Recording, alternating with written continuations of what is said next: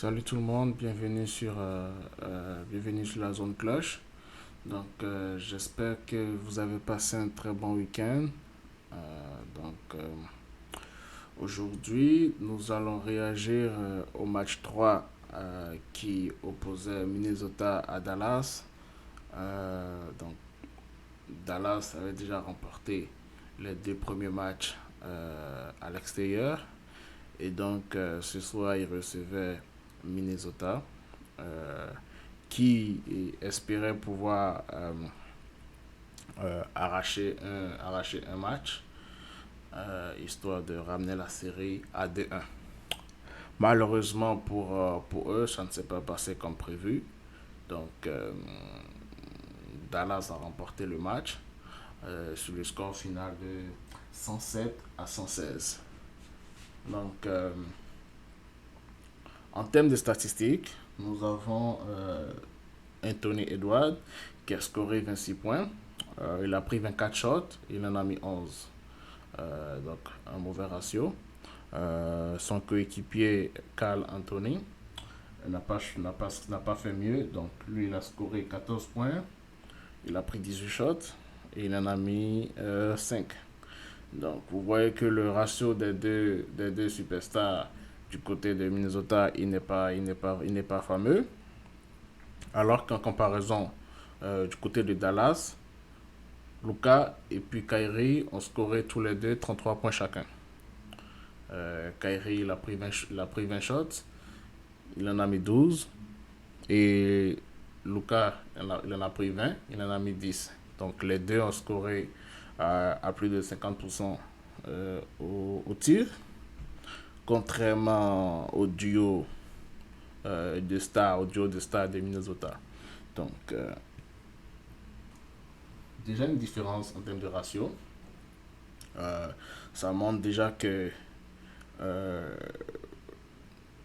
les superstars euh, de chaque équipe n'ont pas répondu de la même façon. Euh, je dirais que Dallas, ils ont, ils ont géré tout le match comme ils le voulaient, euh, sauf le troisième quart-temps où ils ont été un peu pris par surprise avec ce petit run de Minnesota. Mais je dirais que ils ont su se reprendre quand il le fallait. Malheureusement pour Minnesota, euh, ça a été ça leur histoire tout au long de la série jusqu'à présent. Parce que les deux premiers matchs également, euh, jusqu'à la fin du troisième quart-temps, début quatrième quart-temps, le score était assez serré. Soit c'est Minnesota qui avait l'avantage de quelques points, ou c'est que le score était égalité.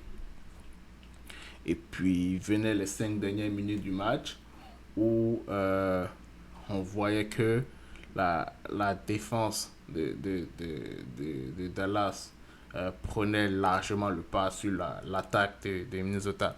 Donc ça devenait de plus en plus compliqué euh, pour Anthony et ses camarades. Et en termes de, si on regarde les statistiques ce soir, Anthony dans le quatrième carton, c'est 4 points. C'est 4 points. Vous voyez que avec ça, lorsque le match est serré, il y a aucune chance que Minnesota remporte. Quand tu as ton autre star, Carl Anthony, qui shoot 5 sur 18 et que la défense ne suit pas, c'est clair que vous n'avez aucune chance contre un duo aussi rodé que celui de Dallas, en l'occurrence la paire Kyrie Luka. Vous avez un des meilleurs duos finisseurs de la ligue. Kyrie et Luka ils font partie des meilleurs finisseurs de la ligue. Donc, quand tu as une équipe comme ça en face, ta défense, elle a intérêt à suivre le pas. Elle a intérêt à ne pas faire d'erreur. Malheureusement, cette équipe de Minnesota a été je dirais assez indisciplinée. Déjà, ils ont eu trop de fautes. Et ensuite, ils n'ont pas trouvé la solution pour défendre Lucas sur le pick and roll. Les pick and roll de Lucas leur ont fait beaucoup mal. Je pense notamment au pauvre McDaniel, pour qui j'ai toutes les sympathies après les 3 derniers matchs. Le mec, il a tout essayé. Les pick and roll de Lucas sont dévastateurs. Euh, que ce soit en visant Rudy Gobert ou que ce soit en visant Karl Anthony. Ils sont mangés à chaque fois. Rudy Gobert, ben, souvent, qu'est-ce qu'il essaie? Souvent, ce qu'il fait dans les pick and roll, il essaie de descendre bas pour empêcher la menace du lob. Parce qu'il sait que derrière lui, il y a souvent Gafford ou Lively. Donc, il essaie de jouer bas sur le pick and roll pour empêcher le lob. Mais en faisant ça, il donne de l'espace à Doncic pour manœuvrer à travers les écrans. Ce qui fait que souvent, la plupart du temps, McDaniel se retrouvait derrière Doncic après les écrans de Gafford ou de Lively. Mais Luka, il est grand. Luka, c'est 6 pieds 8, 6 pieds 9. Et il est assez imposant. Luka n'est pas frêle. Luka est assez imposant. Donc, quand il se met en position, qu'il bloque ça, il utilise le move de Chris Paul, où il utilise sa main pour bloquer, pour garder le joueur derrière, l'adversaire derrière, et c'est fini. Il est face au panier. Tu as Gobert qui est derrière parce qu'il veut pas, il veut éviter le lob. Mais le flotteur pour Luka, il est très facile. Il est très facile. Et c'est souvent ce qui se passe. Les fois où Gobert a voulu step up, a voulu avancer pour bloquer le flotteur, ça se retrouve en lobe, le pauvre. Ça se retrouve en lobe, un lobe facile pour Gafford ou Lively. Et c'était ça, les séquences d'exécution vers la fin du match. Que ce soit Karl ou que ce soit Nasrid, que ce soit Gobert. À chaque fois que un big était visé, notamment Robert, à chaque fois qu'un Gobert, à chaque fois qu'un big était visé sur le pick and roll, c'était les issues possibles. Gobert n'est pas assez rapide pour essayer pour essayer de faire le pressing, pour contenir Luka très très haut. Luka n'est pas rapide, mais il est plus rapide que Gobert. Donc il suffit de contourner.